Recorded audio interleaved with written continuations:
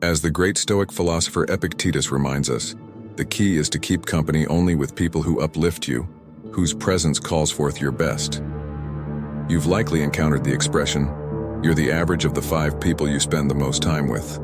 Today we'll delve into that concept from a Stoic perspective. We'll explore the 7 types of people who may impede your journey in Stoic philosophy, and offer guidance on managing these complex relationships. Before we start, I'd kindly ask you to like the video so you can assist me in spreading the word on Stoic philosophy. If you're not already subscribed, I encourage you to subscribe and hit the notification bell to ensure you don't miss any future videos. Type 1. The complainer. In every circle, there's that one perpetual grumbler, be it a friend, family member, or colleague. They lament about everything from the weather to their job to the price of even the little things, never missing a chance to air their grievances. But ignoring them isn't always a viable option. Their consistent negativity has a draining effect on our mental well-being. It's a constant toll, gradually draining our emotional reserves without us even realizing it.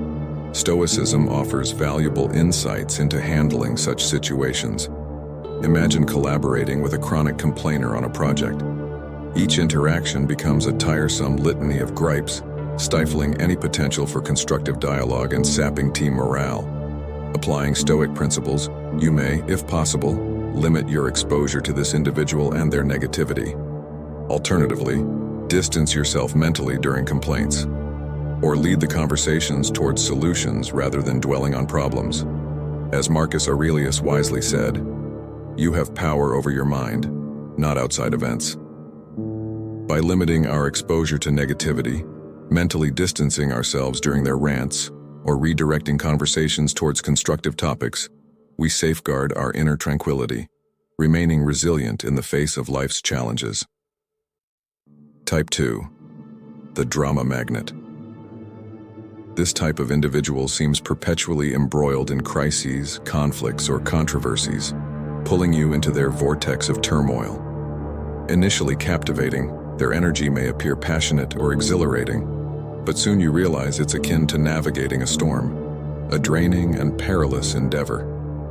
The challenge with drama magnets lies in their ability to make their chaos feel like your own. Their turmoil is contagious, ensnaring you in conflicts you never sought. One strategy is reflective listening, mirroring their sentiments instead of offering advice or taking sides. For instance, if they lament, "Someone betrayed me," respond with, "You feel betrayed by this person." This approach provides support without involving you in the drama. Alternatively, adopt selective unavailability. It may sound harsh, but value your time, our only true asset. Disconnect during specific hours, dedicating time solely to work or personal growth. Seneca's wisdom: true happiness is to enjoy the present without anxious dependence upon the future, resonates here. Focus on the present, steering clear of whirlpools to safeguard your journey toward growth and serenity.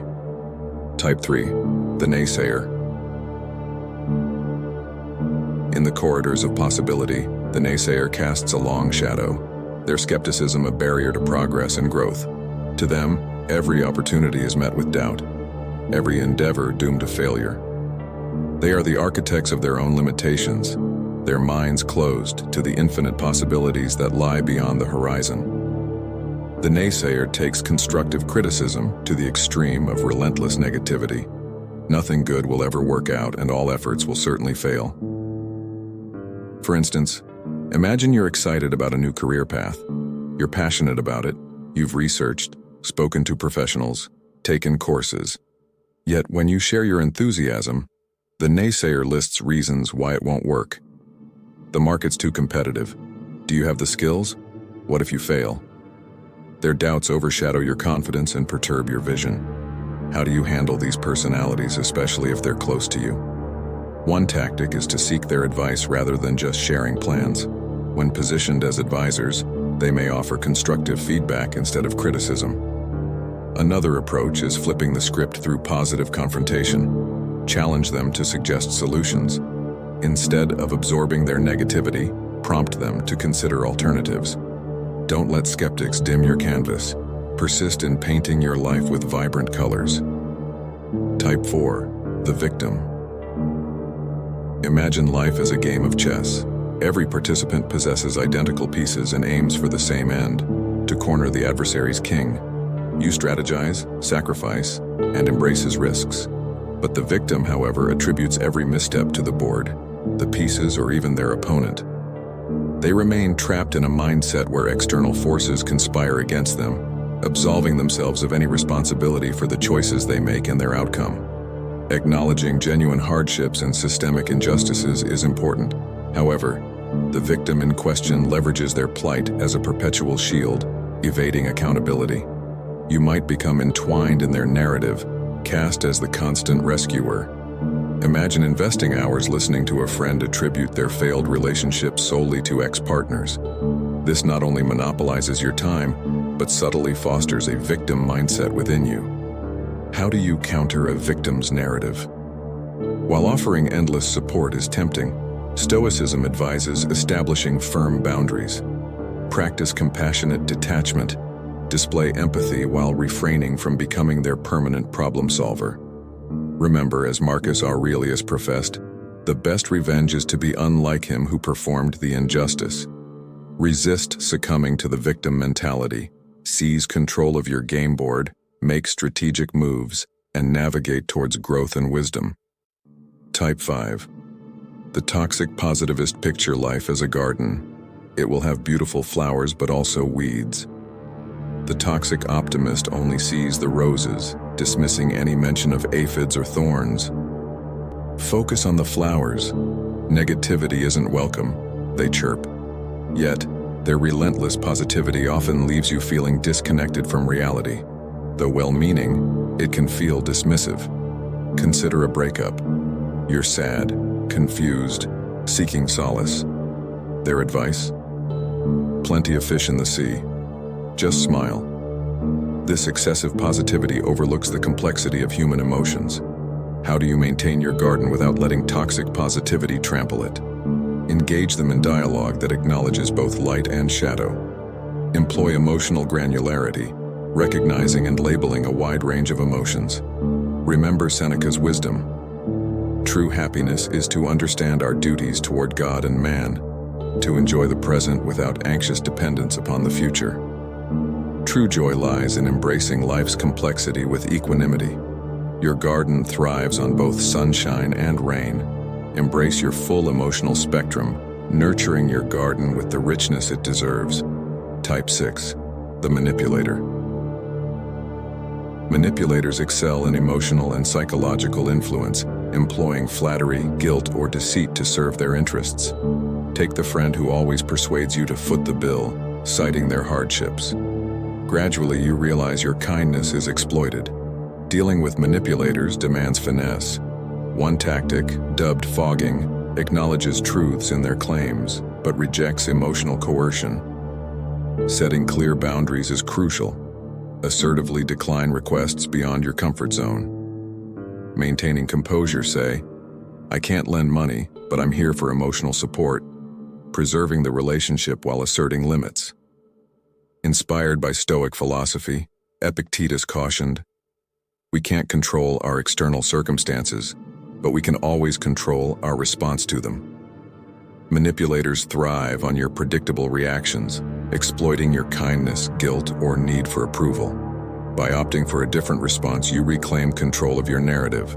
Should you encounter a manipulator in your midst, remember, you're the author of your story. While various characters may feature, the protagonist, yourself, ought to navigate guided by your values and choices. Seize back your narrative. Don't permit anyone to manipulate your life's plot. Type 7. The time vampire. Picture your daily routine as a meticulously orchestrated symphony. Each task, like an instrument, contributes to a harmonious balance. But then enters the time vampire, disrupting your melody. These vampires aren't necessarily malicious and may seem innocuous. It could be a colleague's constant interruptions or a friend's relentless social invitations, draining your time and energy. Though seemingly minor, these interactions disrupt profoundly. How to protect your symphony?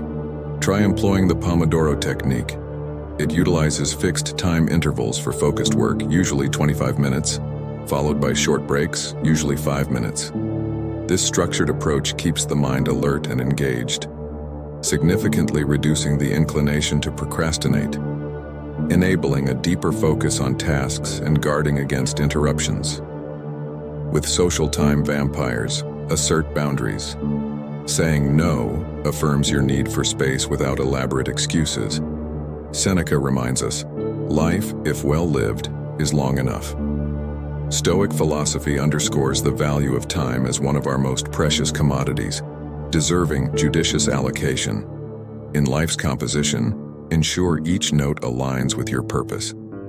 Don't let time vampires disrupt your symphony. Conduct your life purposefully, each moment a note in your masterpiece. And now for a moment of self-reflection. As we near the conclusion of this exploration into the individuals who may obstruct our journey towards Stoic resilience and wisdom, it's imperative not to overlook the significance of self-awareness. While it may be effortless to identify such characters in others, the more arduous yet enlightening endeavor lies in introspection. Could you inadvertently be embodying one of these roles in someone else's narrative? Let us bear in mind that Stoicism extends beyond mere navigation of external circumstances. It encompasses understanding and improving our own selves.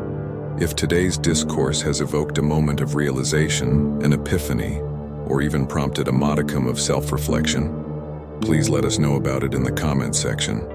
Write your thoughts, recount your experiences, and let's have a conversation that enriches us collectively. Well, friends, until our paths meet again, may we cultivate inner peace, wisdom, and virtue by accepting the natural order of the universe, focusing on what can be controlled, and aligning our actions with reason and moral principles. If you found value in this video, please like and subscribe.